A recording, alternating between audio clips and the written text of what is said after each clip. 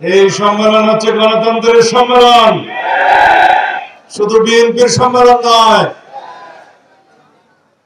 যে দেশে একজন শহীদ রাষ্ট্রপতি জিয়াউর রহমান আছে স্বাধীনতার ঘোষক হিসেবে, যে দেশে একজন দেশনেত্রী বেগম খালেদা জিয়া আছে গণতন্ত্র, স্বাধীনতা এবং সার্বভৌমত্ব রক্ষার কবচ হিসেবে, যে দেশে শহীদ রাষ্ট্রপতি জিয়াউর রহমান এবং বেগম খালেদা জিয়ার সুযোগ্য উত্তরসূরি আছে, ফ্যাসিবাদ বিরোধী গণতান্ত্রিক আন্দোলনের সংগ্রাম করতে করতে ফ্যাসিবাদের পতন ঘটানোর জন্য জনাব তারেক রহমানের কথা বলছি।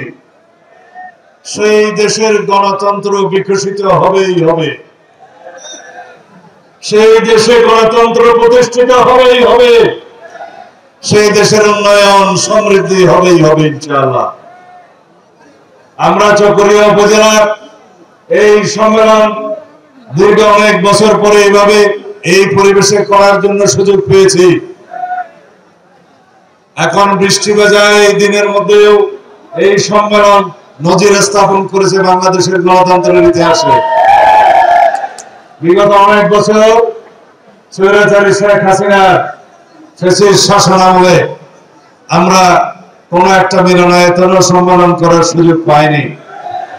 পুলিশি বাধা, বিভিন্ন রকম নিষেধাজ্ঞার কারণে, ভয় ভীতির কারণে আমরা উন্মুক্ত পরিবেশে রাজনীতি করার সুযোগ পাইনি। রাজনীতি মন্দি ছিল কারাগারে, রাজনীতি নির্বাসিত ছিল লন্ডনে, রাজনীতি নির্বাসিত ছিল শিলংয়ে। এদেশের রাজনীতি নিয়ে বাংলাদেশ এবং বাংলাদেশের বাইরে কয়েকটি শিবির এদেশের গণতন্ত্রহীনতা এবং বিরাজনীতিকরণের জন্য চেষ্টা করেছে, বাংলাদেশকে করদ রাজ্যে পরিণত করার জন্য অবিরাম বিভিন্ন রকমের ষড়যন্ত্র করেছে। সারা বাংলাদেশটাই একটা কারাগারে পরিণত হয়েছিল। বাংলাদেশের এই রাজনীতিহীনতার যে সংস্কৃতি গড়ে উঠেছিল তার মধ্যে গণতন্ত্রের ফুল বিকশিত হয়নি। আজকে আমরা এমন একটা পরিবেশে সম্মেলন করছি, অন্যান্য যারা রাজনৈতিক দলের নেতৃবৃন্দ আছে তাদেরকেও যদি আমরা আজকে এখানে দাওয়াত দিতে পারতাম খুশি হতাম। আসুন, সারা বাংলাদেশের সকল গণতন্ত্রকামী সকল রাজনৈতিক দল আপনারা দেখে যান কি উন্মুক্ত পরিবেশে বাংলাদেশের গণতন্ত্র হাসছে, কি উন্মুক্ত পরিবেশে বাংলাদেশের গণতন্ত্র বিকশিত হচ্ছে। আমরা আলাপ আলোচনা করব, আমাদের মধ্যে ভিন্ন মত থাকবে, কিন্তু আলাপ আলোচনার মধ্য দিয়ে আমরা গণতন্ত্রকে শক্তিশালী করব, গণতান্ত্রিক যাত্রাপথে আমরা হাঁটবো এবং গণতন্ত্রকে শক্তিশালী করার মধ্য দিয়ে এই দেশকে একটি সমৃদ্ধ দেশে পরিণত করব। নির্বাচন নিয়ে কথা হচ্ছে, নির্বাচনের মৌসুম শুরু হয়ে গিয়েছে, নির্বাচনের সময়সীমা ঘোষণা হয়ে গেছে, নির্বাচনের তফসিল ডিসেম্বরের প্রথমার্ধে ঘোষিত হবে ইনশাআল্লাহ। এখন আপনারা প্রতি ঘরে ঘরে যাবেন, ধানের শীষের পক্ষে সালাম দিবেন। কেউ কেউ বক্তৃতা দিয়েছে এখানে আমার চাইতে বেশি জনপ্রিয় আমার বউ, তাহলে আমার নির্বাচন করার দরকার নাই, যে জিতবে তাকে নির্বাচন করতে হবে ইনশাআল্লাহ। আরো বলেছে যদি আমার সন্তান আসে তারাও নাকি বেশি ভোট পাবে, কিন্তু এটা গণতন্ত্রের ভাষা না। গণতন্ত্রের ভাষা হচ্ছে মানুষ যাকে পছন্দ করবে প্রার্থী হিসেবে সে নির্বাচন করবে, মানুষ যাকে পছন্দ করে ভোট দিবে সে নির্বাচিত হবে। আপনাদের সন্তানের বউ হিসেবে আপনারা খুব দুঃসময়ে 2008 সালে আপনাদের পুত্রবধূকে আপনারা আমার চাইতে বেশি ভোট দিয়ে জাতীয় সংসদে নির্বাচিত করেছেন। সেই কৃতজ্ঞতা, সেই ঋণ আমরা সারা জীবন স্বীকার করি। গণতন্ত্রের ভাষা হচ্ছে মানুষ যাকে ভোট দিবে সেই এমপি নির্বাচিত হবে। পিআর এর ভাষা হচ্ছে মার্কার মধ্যে ভোট দিবে, কে এমপি হবে জানা না। সেই পিআর তো বাংলাদেশের মানুষ গ্রহণ করে নাই, কেউ কেউ এই পিআর পিআর বলে এখনো গলা ফাটাচ্ছে। উদ্দেশ্য কিন্তু পিআর না, উদ্দেশ্য হচ্ছে পিআর পিআর করে যদি কিছু পায়। যাই হোক, আমরা আলাপ আলোচনা করব। যে সমস্ত ভাইয়েরা, যে সমস্ত রাজনৈতিক দলেরা পিআর পিআর করে আপনারা হয়রান পেরেশান হয়ে যাচ্ছেন, আসুন আলাপ আলোচনা করি। আপনাদের কি দাবি দেওয়া আছে সে সমস্ত আমরা শুনবো এবং আমরা গণতন্ত্রকে প্রতিষ্ঠা করব। অধিকার আদায়ের জন্য, কথা বলার জন্য, সমাবেশের অধিকারের জন্য, এই মানুষের কথা বলার অধিকার প্রতিষ্ঠার জন্য আমরা সংগ্রাম করেছি, রক্ত দিয়েছে। 16 বছর অনবরত এদেশের মানুষ সংগ্রাম করেছে, রক্ত দিয়েছে, শহীদ হয়েছে ভোটাধিকার আদায়ের জন্য, গণতান্ত্রিক অধিকার আদায়ের জন্য, সাংবিধানিক অধিকার আদায়ের জন্য, মানুষের মৌলিক অধিকার মানবাধিকার আদায়ের জন্য, প্রতিষ্ঠার জন্য। সুতরাং সেই সমস্ত অধিকার প্রতিষ্ঠিত হবে ভোটের অধিকার প্রয়োগের মধ্য দিয়ে।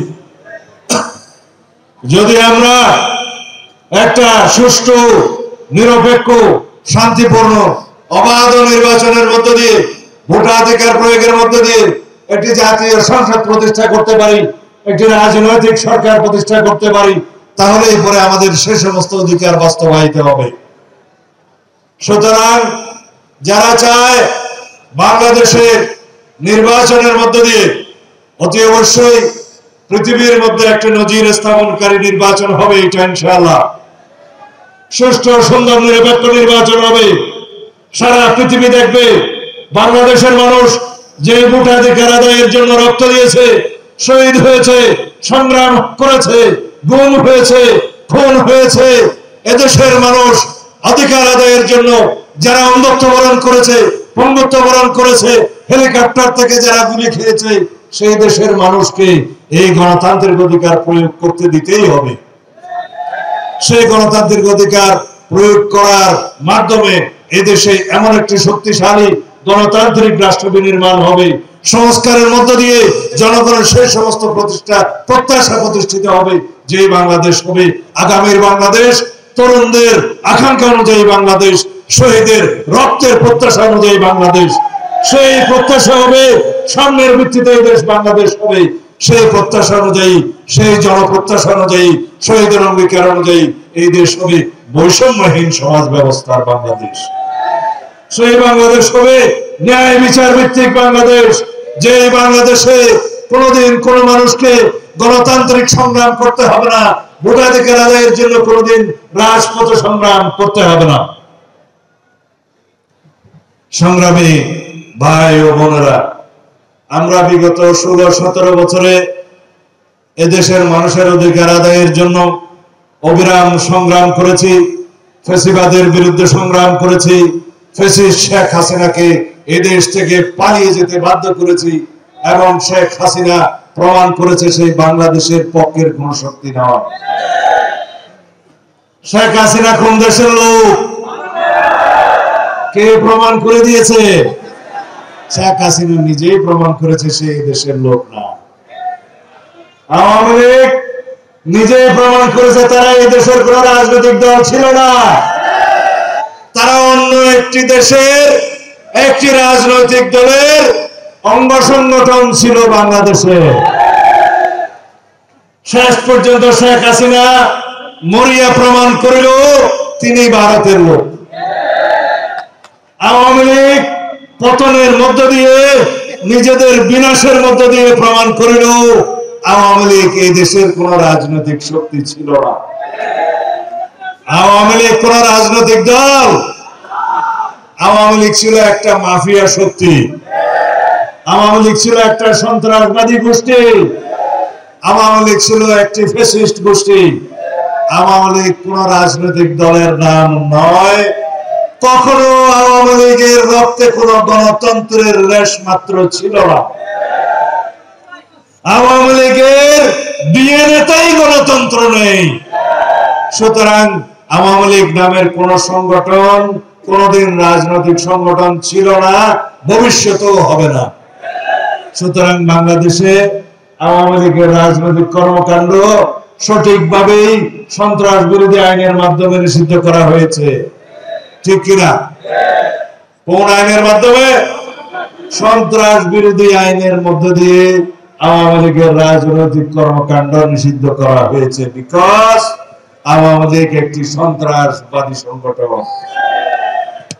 সুতরাং আপনাদের উদ্দেশ্যে আমার একটা কথা আছে, যদি এই দেশের মানুষ ভালো রাজনৈতিক আদর্শ পায় তাহলে অতীতের খারাপ রাজনৈতিক আদর্শকে পরিত্যাগ করবে।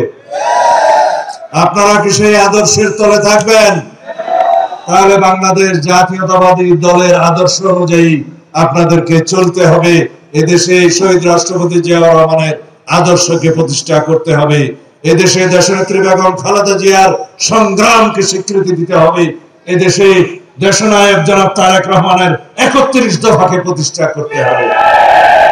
সেটাই হবে ভালো রাজনৈতিক আদর্শের প্রতিষ্ঠা।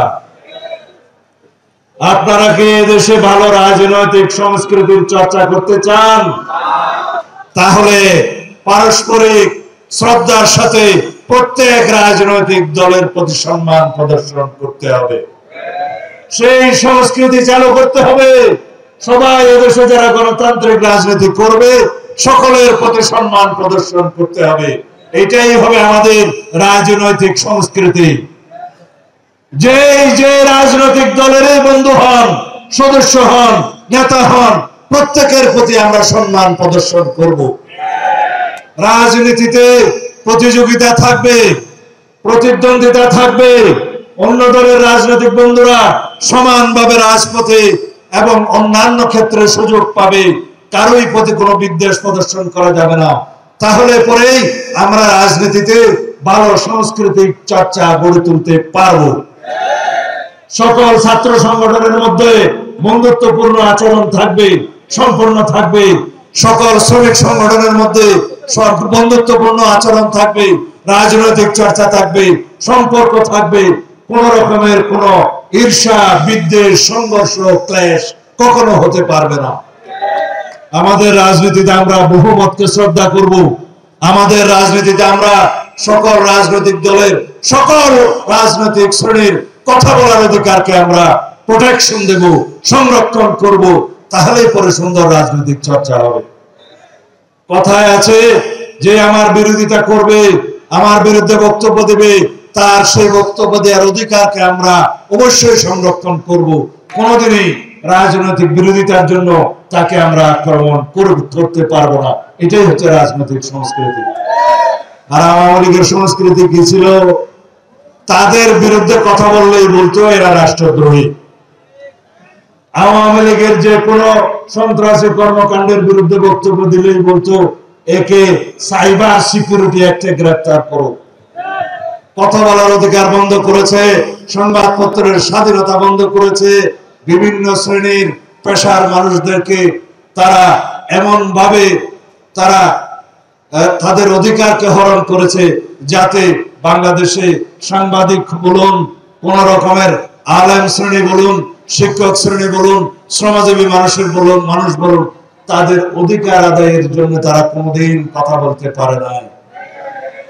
এইরকম একটা পরিস্থিতিতে সমস্ত চাকরি বৈষম্যমূলক ভাবে ছাত্রলীগের ছেলেদের মেয়েদেরকে দেওয়ার জন্য তারা যে কোটা সৃষ্টি করেছিল, তার মধ্য দিয়ে বৈষম্য বিরোধী ছাত্র আন্দোলন বাংলাদেশে আন্দোলন শুরু করে।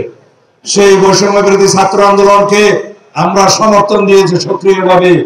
আমরা তাদেরকে সামনে নিয়ে আমরা সমস্ত বাংলাদেশে গণপ্রতিরোধ গড়ে তুলেছি আওয়ামী লীগের বিরুদ্ধে। শেষ পর্যন্ত সেই গণপ্রতিরোধ গণ আন্দোলনে রূপান্তরিত হলো, গণ অভ্যুত্থানের মধ্য দিয়ে সেই ফ্যাসিস্ট শক্তির পতন হলো। বাংলাদেশে যাতে আর কোনোদিন কোন রকমের ফ্যাসিবাদের উত্থান না হয়, কোন রকমের কোন শেখ হাসিনার মতো ফ্যাসিস্ট শক্তির উত্থান না হয়, সেই জন্য আমাদেরকে গণতান্ত্রিক চর্চা অব্যাহত রাখতে হবে। বাংলাদেশে যাতে কোনোদিন ফ্যাসিবাদী শক্তির উত্থান না হয়, সেই জন্য আমরা সংবিধানের গণতান্ত্রিক সংস্কার করছি। সমস্ত গণতান্ত্রিক প্রতিষ্ঠানগুলোকে শক্তিশালী ভিত্তির উপর দাঁড় করাচ্ছি। তার মধ্য দিয়ে বাংলাদেশে এমন গণতন্ত্র প্রতিষ্ঠা হবে, কোনোদিন বাংলাদেশে ব্যক্তি স্বৈরতন্ত্রের প্রবর্তন হবে না, স্বৈরতান্ত্রিকতার কোনো সুযোগ থাকবে না, কোনো ফ্যাসিবাদের উত্থান হবে না, কোনো ব্যক্তি ফ্যাসিস্টের উত্থান হবে না ইনশাআল্লাহ। আমরা 31 দফা সংস্কার প্রস্তাবের মধ্য দিয়ে এবং বিভিন্ন রকমের সমাজের চাহিদা অনুযায়ী জাতীয় ঐক্যমত্য কমিশনের মধ্যে আলাপ আলোচনার মধ্য দিয়ে যে সমস্ত সংস্কার প্রস্তাব আমরা গ্রহণ করছি, সেই সমস্ত সংস্কার প্রস্তাব ইনশাআল্লাহ বাংলাদেশের মানুষ পরবর্তী জাতীয় সংসদ নির্বাচনের মাধ্যমে যে সংসদ গঠিত হবে, সেই সংসদে সমস্ত কিছু বাস্তবায়ন করা হবে।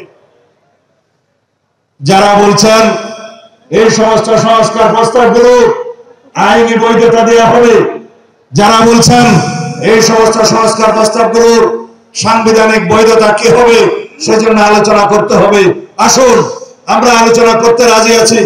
এই সমস্ত সংস্কার প্রস্তাবগুলো যেগুলো ঐক্যমত্যের ভিত্তিতে একমত হওয়া গেছে, সেগুলোর আইনি ভিত্তি দেব, সেগুলোর সাংবিধানিক একটা স্বীকৃতি দেব, এবং সেগুলো কিভাবে বাস্তবায়ন হবে, একটা আইনানুগ প্রক্রিয়ার মধ্যে কিভাবে সেটা বাস্তবায়ন করা যায়, সেজন্য আমরা সবাই মিলে আলোচনা করব এবং গণতান্ত্রিক পদ্ধতিতে আমরা সেটার সিদ্ধান্ত নেব।